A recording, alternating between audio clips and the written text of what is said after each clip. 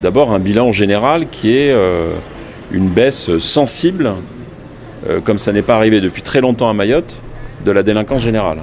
5,8% de baisse de délinquance générale. C'est ce qu'annonce la préfecture qui explique cette baisse par le travail collaboratif entre les forces de l'ordre, les associations, les élus et les citoyens de Mayotte grâce à un dispositif appelé GOP, Groupement Participatif Opérationnel.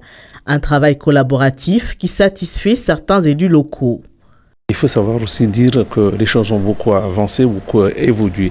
Oui, les Mahorais ont besoin d'être en sécurité, qu'on leur apporte cette accalmie qu'on attend depuis des années.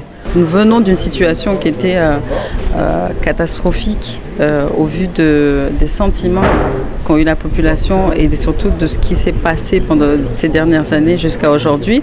Nous avons des actions qui ont porté leurs fruits et je tiens à saluer ce qui a été mis en place par les forces de l'ordre et par l'État. Toutefois, elles doivent également être améliorées.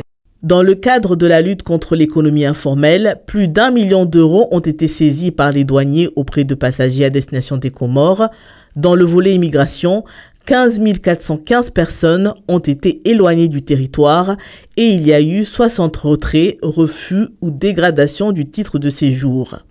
Nous devons trouver des solutions pour faire en sorte que ces enfants qui sont à l'origine de troubles à l'ordre public et à l'origine de ce sentiment d'insécurité, eh bien, nous puissions travailler avec leurs parents pour les faire avancer.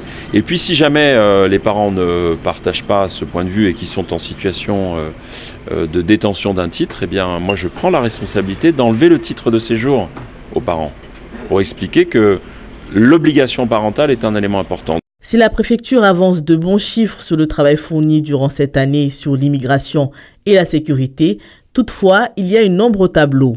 Il s'agit des violences intrafamiliales et sexuelles qui connaissent une hausse de 4% de faits recensés en comparaison en 2023.